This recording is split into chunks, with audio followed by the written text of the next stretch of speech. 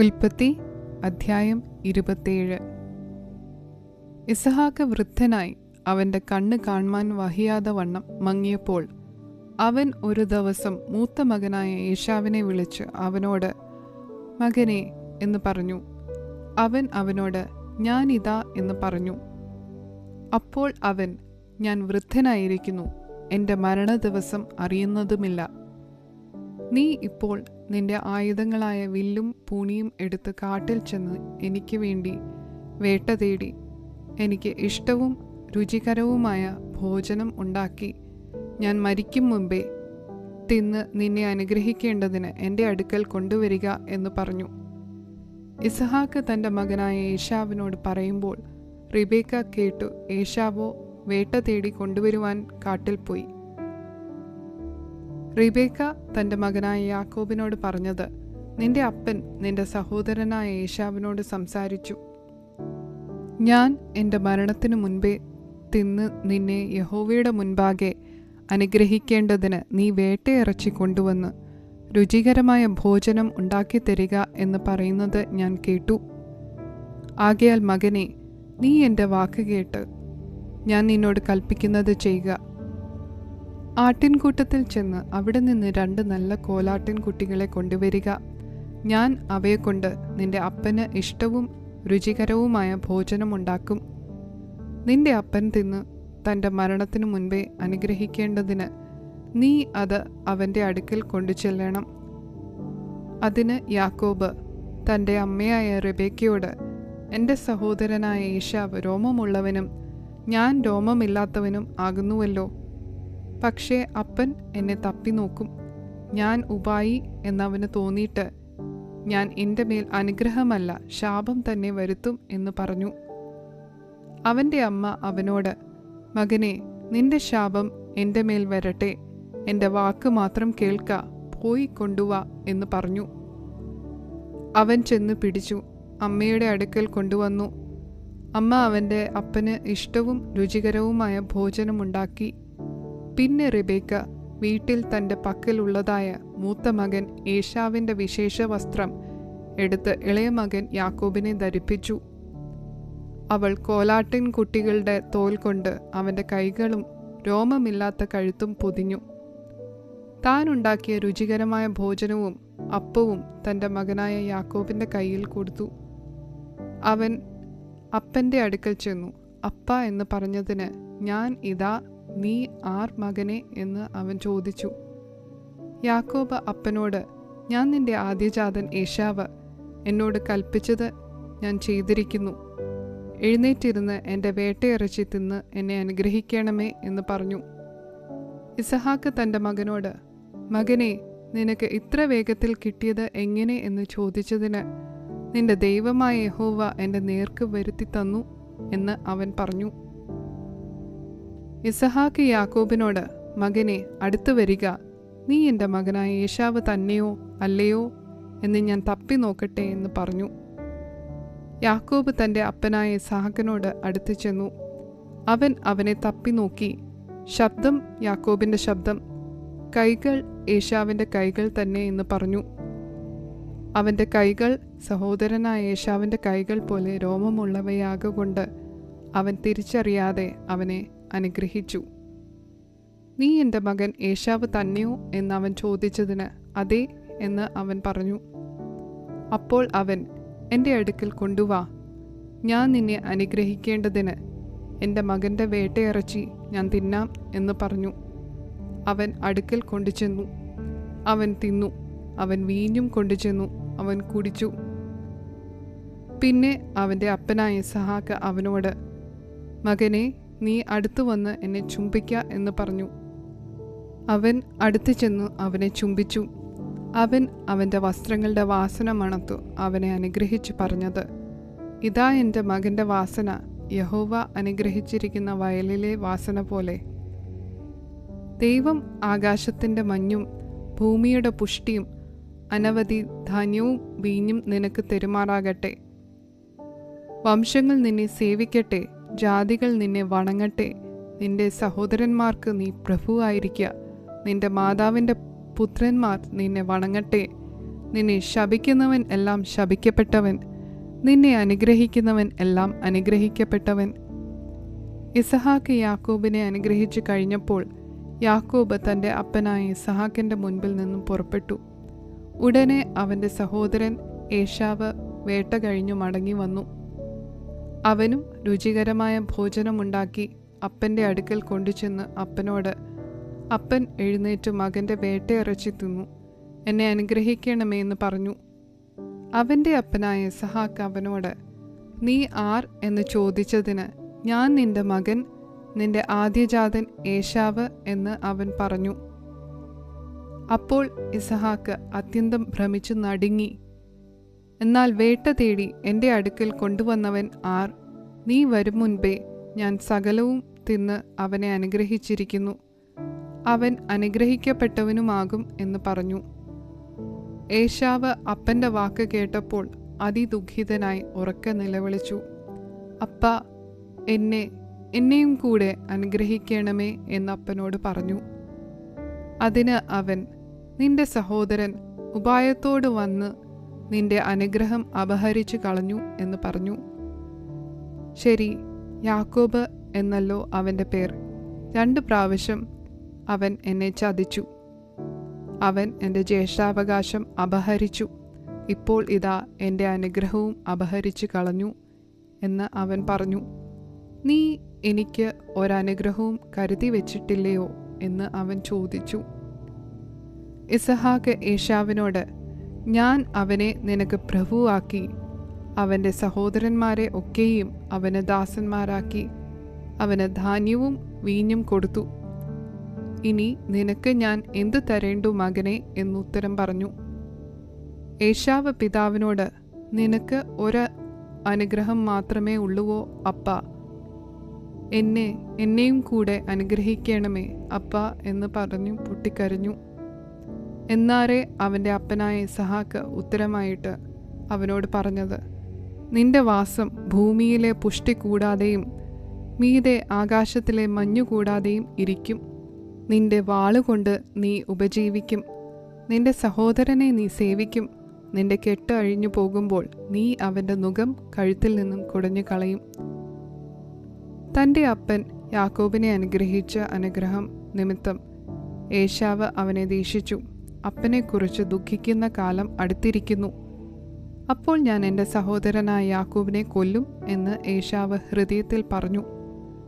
മൂത്ത മകനായ ഏശാവിൻ്റെ വാക്ക് റെബേക്ക അറിഞ്ഞപ്പോൾ അവൾ ഇളയ മകനായ യാക്കോബിനെ ആളയച്ച് വിളിപ്പിച്ചു അവനോട് പറഞ്ഞത്, നിന്റെ സഹോദരൻ ഏശാവ് നിന്നെ കൊന്നു പക വീട്ടുവാൻ ഭാവിക്കുന്നു. ആകയാൽ മകനെ, എൻ്റെ വാക്ക് കേൾക്ക. നീ എഴുന്നേറ്റ് ഹാരാനിൽ എൻ്റെ സഹോദരനായ ലാബാൻ്റെ അടുക്കിലേക്ക് ഓടിപ്പോക. നിന്റെ സഹോദരൻ്റെ ക്രോധം ശമിക്കുവോളം കുറേ നാൾ അവൻ്റെ അടുക്കൽ പാർക്ക. നിന്റെ സഹോദരന് നിന്നോടുള്ള കോപം മാറി നീ അവനോട് ചെയ്തത് അവൻ മറക്കും വരെ അവിടെ താമസിക്കാം. പിന്നെ ഞാൻ ആളയച്ച് നിന്നെ അവിടെ നിന്നും വരുത്തിക്കൊള്ളാം. ഒരു ദിവസം തന്നെ നിങ്ങൾ ഇരുവരും എനിക്ക് ഇല്ലാതെയാകുന്നത് എന്തിന്? പിന്നെ റെബേക്ക ഇസഹാക്കിനോട്, ഈ ഹിത്യ സ്ത്രീകൾ നിമിത്തം എൻ്റെ ജീവൻ എനിക്ക് അസഹ്യമായിരിക്കുന്നു. ഈ ദേശക്കാരത്തികളായ ഇവരെ പോലെയുള്ള ഒരു ഹിത്യ സ്ത്രീയെ യാക്കോബ് വിവാഹം കഴിച്ചാൽ ഞാൻ എന്തിന് ജീവിക്കുന്നു എന്ന് പറഞ്ഞു.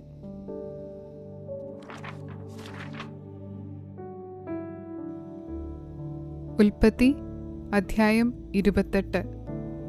അനന്തരം ഇസഹാക്ക് യാക്കോബിനെ വിളിച്ചു, അവനെ അനുഗ്രഹിച്ചു. അവനോട് ആജ്ഞാപിച്ചു പറഞ്ഞത്, നീ കനാന്യ സ്ത്രീകളിൽ നിന്നും ഭാര്യ എടുക്കരുത്. പുറപ്പെട്ടു പദ്ദൻആരാമിൽ നിന്റെ അമ്മയുടെ അപ്പനായ ബെതൂവേലിൻ്റെ വീട്ടിൽ ചെന്നു നിന്റെ അമ്മയുടെ സഹോദരനായ ലാബാന്റെ പുത്രിമാരിൽ നിന്നും നിനക്ക് ഒരു ഭാര്യയെ എടുക്കാം.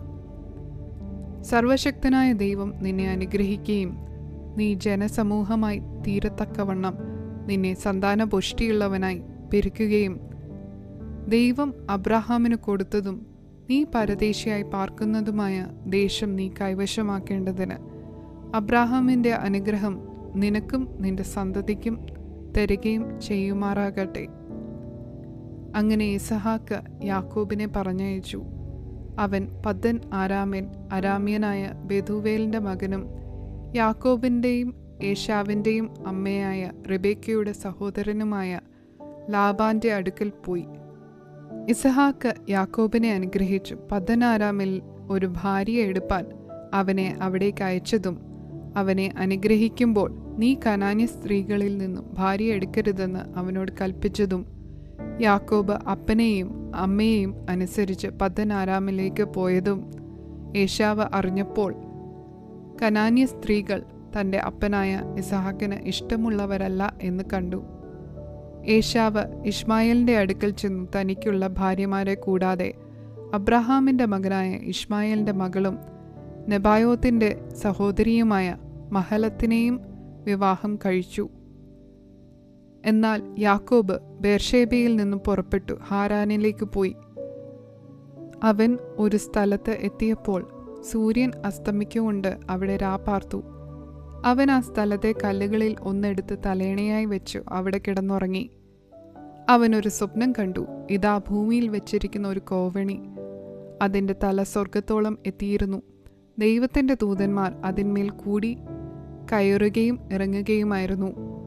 അതിന്മീതെ യഹോവ നിന്ന് അരുളി ചെയ്തത്, ഞാൻ നിന്റെ പിതാവായ അബ്രഹാമിൻ്റെ ദൈവവും ഇസഹാക്കിൻ്റെ ദൈവവുമായ യഹോവയാകുന്നു. നീ കിടക്കുന്ന ഭൂമിയെ ഞാൻ നിനക്കും നിന്റെ സന്തതിക്കും തരും. നിന്റെ സന്തതി ഭൂമിയിലെ പൊടി പോലെ ആകും. നീ പടിഞ്ഞാറോട്ടും കിഴക്കോട്ടും വടക്കോട്ടും തെക്കോട്ടും പരക്കും. നീ മുഖാന്തരവും നിന്റെ സന്തതി മുഖാന്തരവും ഭൂമിയിലെ സകല വംശങ്ങളും അനുഗ്രഹിക്കപ്പെടും. ഇതാ, ഞാൻ നിന്നോട് കൂടിയുണ്ട്. നീ പോകുന്നിടത്തൊക്കെയും നിന്നെ കാത്ത് ഈ രാജ്യത്തേക്ക് നിന്നെ മടക്കി വരുത്തും. ഞാൻ നിന്നെ കൈവിടാതെ നിന്നോട് അരുളി ചെയ്തത് നിവർത്തിക്കും. അപ്പോൾ യാക്കോബ് ഉറക്കമുണർന്നു. യഹോവ ഈ സ്ഥലത്തുണ്ട്, സത്യം, ഞാനോ അതറിഞ്ഞില്ല എന്ന് പറഞ്ഞു. അവൻ ഭയപ്പെട്ടു. ഈ സ്ഥലം എത്ര ഭയങ്കരം! ഇത് ദൈവത്തിൻ്റെ ആലയമല്ലാതെ മറ്റൊന്നല്ല. ഇത് സ്വർഗത്തിൻ്റെ വാതിൽ തന്നെ എന്ന് പറഞ്ഞു. യാക്കോബ് അതികാലത്ത് എഴുന്നേറ്റു. തലേണയായി വെച്ചിരുന്ന കല്ല് എടുത്ത് തൂണായി നിർത്തി അതിന്മേൽ എണ്ണയൊഴിച്ചു. അവൻ ആ സ്ഥലത്തിന് ബഥേൽ എന്ന് പേർ വിളിച്ചു. ആദ്യം ആ പട്ടണത്തിന് ലൂസ് എന്ന് പേരായിരുന്നു. യാക്കോബ് ഒരു നേർച്ച നേർന്നു. ദൈവം എന്നോടുകൂടെ ഇരിക്കുകയും ഞാൻ പോകുന്ന ഈ യാത്രയിൽ എന്നെ കാക്കുകയും ഭക്ഷിപ്പാൻ ആഹാരവും ധരിപ്പാൻ വസ്ത്രവും എനിക്ക് തരികയും എന്നെ എൻ്റെ അപ്പൻ്റെ വീട്ടിലേക്ക് സൗഖ്യത്തോടെ മടക്കി വരുത്തുകയും ചെയ്യുമെങ്കിൽ യഹോവ എനിക്ക് ദൈവമായിരിക്കും. ഞാൻ തൂണായി നിർത്തിയ ഈ കല്ല് ദൈവത്തിൻ്റെ ആലയവും ആകും. നീ എനിക്ക് തരുന്ന സകലത്തിലും ഞാൻ നിനക്ക് ദശാംശം തരും എന്ന് പറഞ്ഞു. ഉൽപ്പത്തി അധ്യായം 29. പിന്നെ യാക്കോബ് പ്രയാണം ചെയ്ത് കിഴക്കരുടെ ദേശത്ത് എത്തി. അവൻ വെളിമ്പ്രദേശത്ത് ഒരു കിണർ കണ്ടു. അതിനരികെ 3 ആട്ടിൻകൂട്ടം കിടക്കുന്നു. ആ കിണറ്റിൽ നിന്നും ആയിരുന്നു ആട്ടിൻകൂട്ടങ്ങൾക്ക് വെള്ളം കൊടുക്കുന്നത്. എന്നാൽ കിണറ്റിൻ്റെ വായ്ക്കലുള്ള കല്ല് വലുതായിരുന്നു. ആ സ്ഥലത്ത് കൂട്ടങ്ങൾ ഒക്കെ കൂടുകയും അവർ കിണറ്റിൻ്റെ വായ്ക്കൽ നിന്നും കല്ലുരുട്ടി ആടുകൾക്ക് വെള്ളം കൊടുക്കുകയും കല്ല് കിണറ്റിൻ്റെ വായ്ക്കൽ അതിൻ്റെ സ്ഥലത്ത് തന്നെ തിരികെ വയ്ക്കുകയും ചെയ്യും. യാക്കോബ് അവരോട്, സഹോദരന്മാരെ, നിങ്ങൾ എവിടത്തുകാർ എന്ന് ചോദിച്ചതിന് ഞങ്ങൾ ഹാരാന്യർ എന്ന് അവർ പറഞ്ഞു. അവൻ അവരോട്, നിങ്ങൾ നാഹോറിൻ്റെ മകനായ ലാബാനെ അറിയുമോ എന്ന് ചോദിച്ചതിന് അറിയും എന്നവർ പറഞ്ഞു. അവൻ അവരോട്, അവൻ സുഖമായിരിക്കുന്നുവോ എന്ന് ചോദിച്ചു. സുഖം തന്നെ. അവൻ്റെ മകൾ റാഹേൽ അതാ ആടുകളോടുകൂടെ വരുന്നു എന്ന് അവർ അവനോട് പറഞ്ഞു. പകൽ ഇനിയും വളരെയുണ്ടല്ലോ, കൂട്ടം ഒന്നിച്ച് കൂടുന്ന നേരമായിട്ടില്ല. ആടുകൾക്ക് വെള്ളം കൊടുത്തു കൊണ്ടുപോയി തീറ്റുവീൻ എന്ന് അവൻ പറഞ്ഞതിന് അവർ, കൂട്ടങ്ങളൊക്കെയും കൂടുവോളം ഞങ്ങൾക്ക് വഹിയ. അവർ കിണറ്റിൻ്റെ വായ്ക്കൽ നിന്നും കല്ലുരുട്ടും. പിന്നെ ഞങ്ങൾ ആടുകൾക്ക് വെള്ളം കൊടുക്കും എന്ന് പറഞ്ഞു. അവൻ അവരോട് സംസാരിച്ചു കൊണ്ടിരിക്കുമ്പോൾ തന്നെ റാഹേൽ തൻ്റെ അപ്പൻ്റെ ആടുകളോടുകൂടെ വന്നു. അവളായിരുന്നു അവയെ മേയിച്ചു വന്നത്. തൻ്റെ അമ്മയുടെ സഹോദരനായ ലാബാന്റെ മകൾ റാഹേലിനെയും അമ്മയുടെ സഹോദരനായ ലാബാന്റെ ആടുകളെയും കണ്ടപ്പോൾ യാക്കോബ് അടുത്ത് ചെന്ന് കിണറ്റിൻ്റെ വായ്ക്കൽ നിന്നും കല്ലുരുട്ടി അമ്മയുടെ സഹോദരനായ ലാബാന്റെ ആടുകൾക്ക് വെള്ളം കൊടുത്തു. യാക്കോബ് റാഹേലിനെ ചുംബിച്ചു പൊട്ടിക്കരഞ്ഞു.